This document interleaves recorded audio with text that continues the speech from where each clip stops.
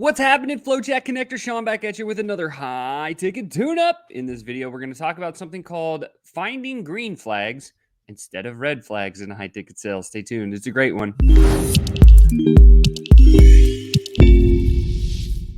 Yo, FlowChat Connector, what's up? Sean here, back at you with another high-ticket tune-up. We're going to talk about finding green flags instead of red flags in high-ticket sales. So valuable today, sparked by a question that actually came from Bill, and Bill asked this. He said, Sean, every time I read an email, I get angry that clients aren't ready to buy. How do you do it? And as I spoke with Bill, what Bill was telling me was he said that one of the things that one of his recent sales coaches, sales managers had been working with him on was this idea of like changing mindset. And there was a term that I heard it first from my father-in-law, but echoed in this conversation. We were having a conversation, and basically he said that as he's reading his emails, he just gets infuriated and angry and worried about like these clients and all these other things. And his sales coach and manager said, well, look for green flags instead of red flags. And he's like, what does that mean? Well, a green flag, very simply and honestly, is either some sort of a challenge or an objection, maybe,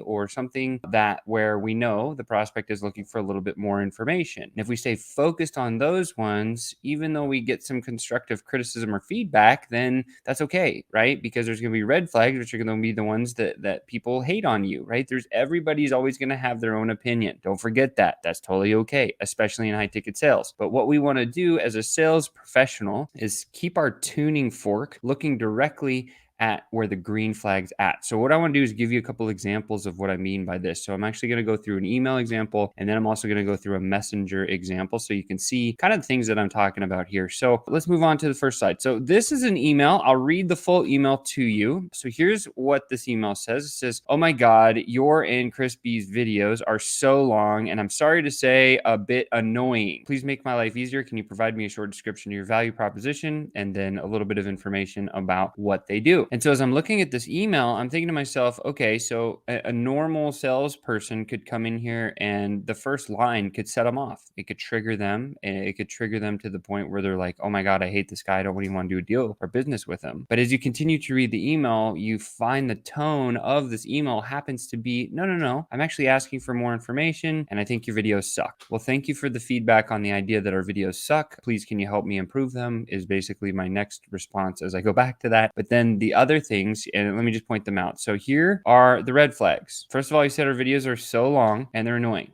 There's 2 red flags there, right? Well, maybe I don't want to deal with this person because he's going to possibly be a complainer, a whiner. Maybe I don't want him to purchase my products or services because he's saying things like this. Now, that's one mindset that you could have. In fact, Bill was of this mindset when we had this conversation. And at that point, I said, well, hold on. Like, let's look at the green flags. So here's a couple of green flags. He said, hey, please make my life easier. He's asking for support. Can you provide me a short description of your value proposition? What is the problem that you solve for the world? And so the response here, again, the whole concept of this is to focus on green flags in emails and not red ones, because the red ones will typically trigger you. And if you get triggered, when you go to write a response, you're going to have a different tone as if you were just focused on green flags. So a key to responding to emails or messages or anything else, especially in high ticket sales, what we want to focus on is we want to just take the emotion out of our reading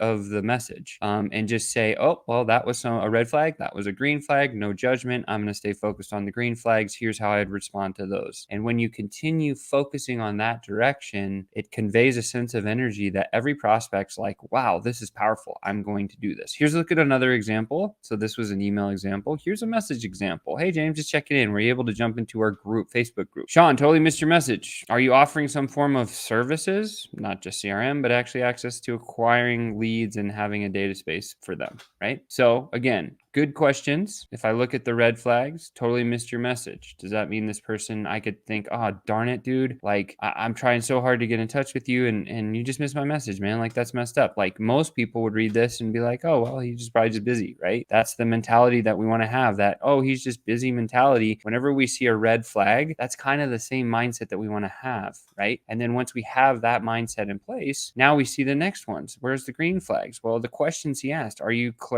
offering some some form of lead gen service. Now, he may wait on my answer and say, well, if I said, yes, I am offering that, if I am doing that, then he might not be interested in it. But if he's saying, and again, like it's just kind of a two-part question. And so like the green flag here in this message is don't worry about the fact that he may be busy. That's out of your control. You can't control that. Skip the red flag, look at the green one, which is going to be like, oh, hey, yeah. And then whatever the response is going to be about whatever it is that I'm offering to this guy. So these are a couple of examples I think are valuable for everybody to see, because once you understand, looking for green flags instead of red ones is going to be the true way for you to grow through the frustration that you'd have in your high ticket sales career. So with that said, I love you. You just been tuned up. Don't forget, feed this out to other people. Smash that like button, the love button, leave a comment. This is always a conversation. If you disagree with the red flag, green flag strategy, I would love to hear your thoughts. With that said, I'm looking forward to seeing you next time. And Bill, I hope that one helped.